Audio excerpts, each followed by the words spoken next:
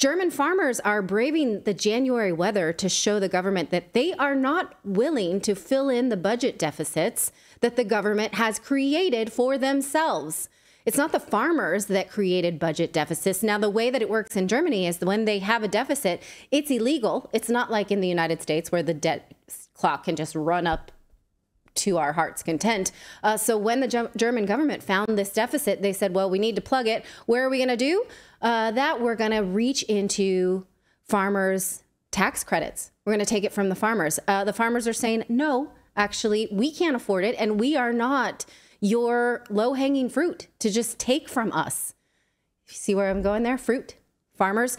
So they announced today a week of action, and Redacted showed up in person to see for ourselves. Clayton is freezing his butt off alongside the farmers to find out what they want and what the government is going to do about it. So see for yourself. I'm Clayton Morris in the middle of Berlin at the Brandenburg Gates, where last night around 5 p.m. there were no farmers here, there were no trucks here, there were no dump trucks. And this morning, hundreds upon hundreds of tractors arriving with one simple message: no farmers, no future for the future of Germany, with skyrocketing taxes and fuel costs that have put them prohibitively out of business. Hello. Hello. What do you think about the rising fuel costs, the rising cost of energy here in Germany? Yeah, we have the highest price in energy, especially in electronic energy, especially in Europe. I don't know if worldwide, but it's ridiculous. They shut down all the nuclear plants in Germany last year, you know, because it would be too dangerous. And I wonder if this year we have enough energy to have warm flats and houses, you know. And I'm also preparing for a big blackout, you know. It could happen any time. So hearing from the farmers, landscapers, that enough is enough. That the prices have gone up, they can't afford their way of life. These government leaders are driving them out of business. Enough is enough. My company, we are landscapers. And we're joining today. Want to help, want to show flags, and say enough is enough. These farmers say they're going to be here for the long haul. They've even brought their own wood-burning fireplaces so they can stay warm while they get their message out. It's so cold that my mouth is not even working right now. So you guys are gathered here around the fire? Yeah. What time did you guys get here? We came here around 8 o'clock. 8 o'clock last night. Why did you come here? Well, we stand together for the farmers of what the government is doing to us, raising the prices, taking all the money from us and then throwing it out to other countries where it would be much better to use it for our infrastructure. So I've seen some other farmers say, you know, money being sent to Ukraine, and when money could be better spent here with our own farmers and helping our own government. Yeah, because I find the most important people also here is all the farmers, because without them, the whole infrastructure itself would collapse. No money for war! No money for war, is that what you said? For oil. No money for war, is that what you said? For war.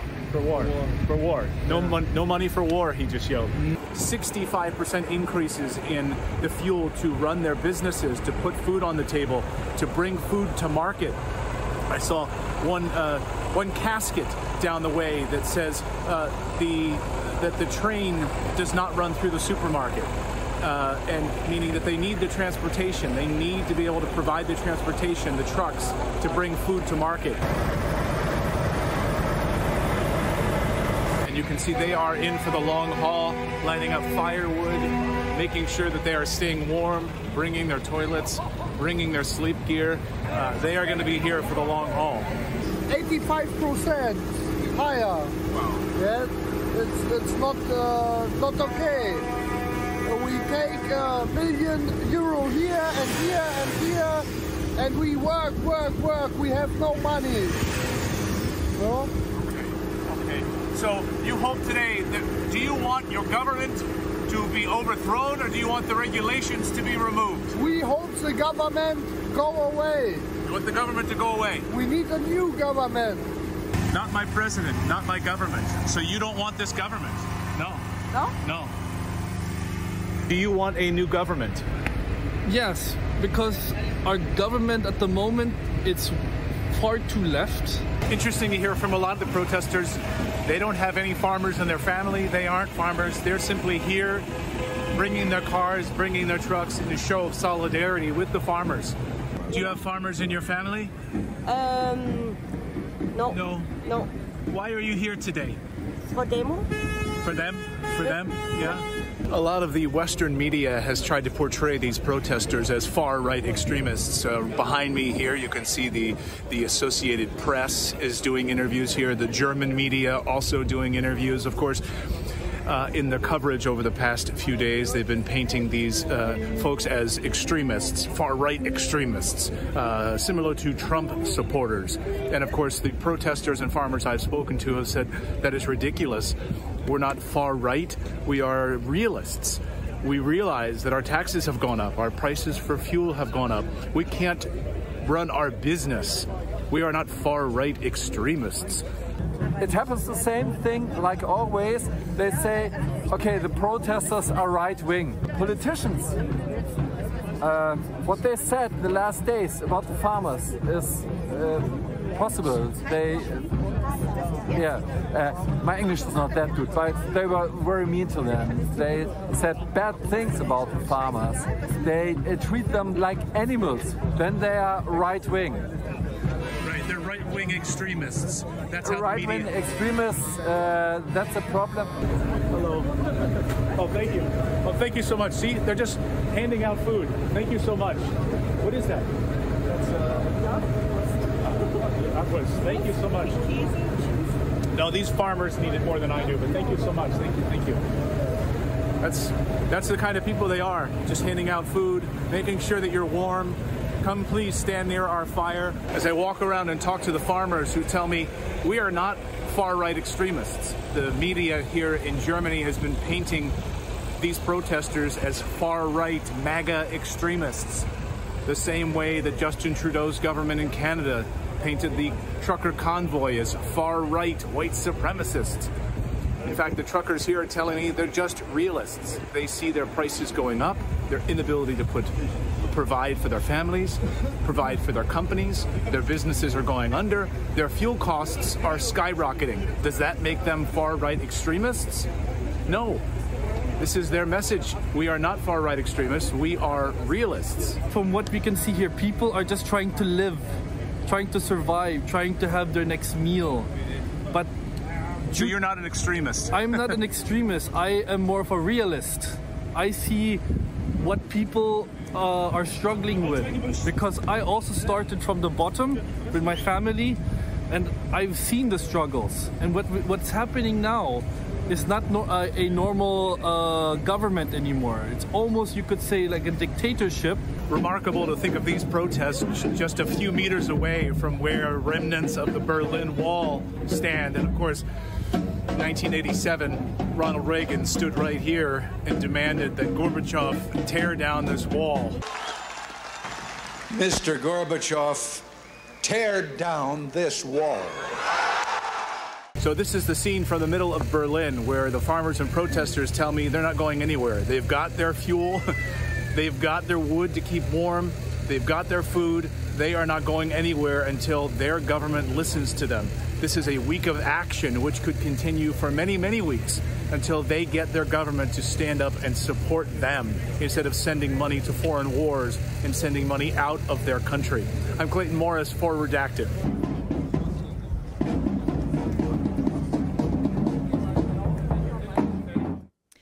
All right, well, you see it for yourself. It looks freezing there. They have severe frost warnings, and they're still out there. Now, a couple things that Clayton pointed out was that these are peaceful protests, so no matter what the media will tell you about it, they're not blocking the road. They're not blocking the normal flow of people's living.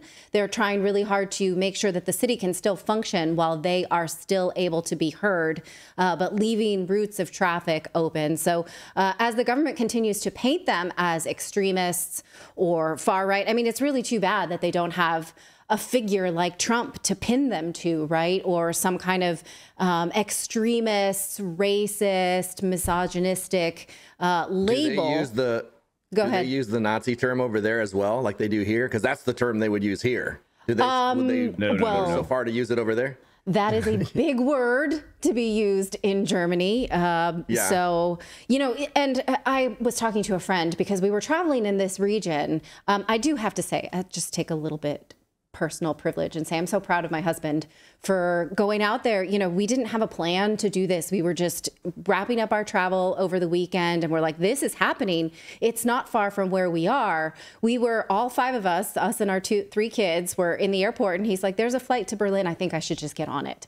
And he just went. He hadn't packed for it. He just took his backpack with his camera equipment and just left. And the 3 kids and I got home on our own because we felt like this is something we should see for ourselves. This is something that Clayton speaks a bit of German and it felt like it made sense, but it's so cold out there. And, you know, he just decided to be there in solidarity with these people. And I'm just really proud. I feel like he filed a great piece and I'm excited to have seen it. I wish America would take note because, like, I've been watching the rhetoric that's coming from Biden the past, week or so. And his whole strategy to win this next election is to just smear Trump and his supporters and do basically the same thing, is just paint everybody as far right. And that's become a way that they can discredit these people. So like you said, they did it in Canada. Now they're doing it over there. And these people have a real need. I mean, we've been talking about the energy crisis for over a year now, and these people are in the coldest time, like an unusual cold spell right now.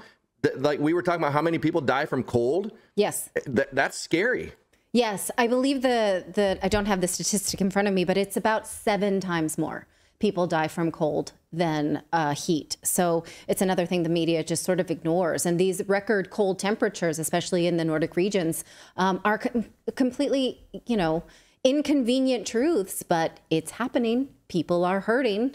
And so another thing that a friend in this region had told me, that you don't idle your car in Germany. You really will get, like, people will walk up to you and be like, you don't idle the car. That's bad for the environment. It's bad for, it's emissions. Like, you just don't do it. And so for them for Germans to be sitting there idling their car, it's a major, she also said that, like in America, if you drive around and you give someone the middle finger, we can sort of do that with impunity as Americans. You do not do that in Germany. Like they have very strict rules about what happens in the car. They call it the Stinkerfinger, is the middle finger. Use that in a sentence this week. So they're very strict about it. And I don't know if you recall, right before the break, we had Ralph Scholheimer on. He says, the joke is that when Germans protest, the streets are cleaner after the protests than they were before. So this is serious movement. These people deserve to be heard. Let us know what you think of that. Were you going to say something, David? No, I just wish that America would take note, because we haven't seen anything like this. And this is the kind of stuff that it takes to get this change. But yeah. It's right. Where are they? So what will the government do now? Now, last week, the government has said they would roll back the plan to remove these subsidies this year only. They still will go forward with it, but over the course of the next 3 years, the farmers are saying, nope, that's not what we're here for. We need you to hear us for real, make real changes to the budget. I mean, you look at the things that Germany has done to its people, as Ralph Scholheimer had said, every politician, every political move seems to be put the German people last. And what they're saying is, this does not work for us. We want affordable energy that increases our productivity as a country, creates prosperity for all. Stop closing down nuclear power plants and opening up coal plants. Give us affordable energy. Find out who sabotaged our pipeline and stop sending money for war. How about that? A simple prosperity plan for all. So way to go, those people who are showing the government what exactly they want from them, and may they have great results. So we will stay on top of this story. I believe Clayton is going to come back tomorrow, though, and he'll bring us more about what he saw. So let us know what you think of that in the chat. Thank you so much for watching this segment here at Redacted. We are live every day at 4 p.m. Eastern Time, trying to share the stories that the mainstream media will not cover. You should also come over and join our community of Redacted Rebels over at redacted.inc. That's our private locals community where we can share exclusive content that we simply cannot share here on YouTube. Come over and join the rebellion together right now by going to redacted.inc. We'll see you next time.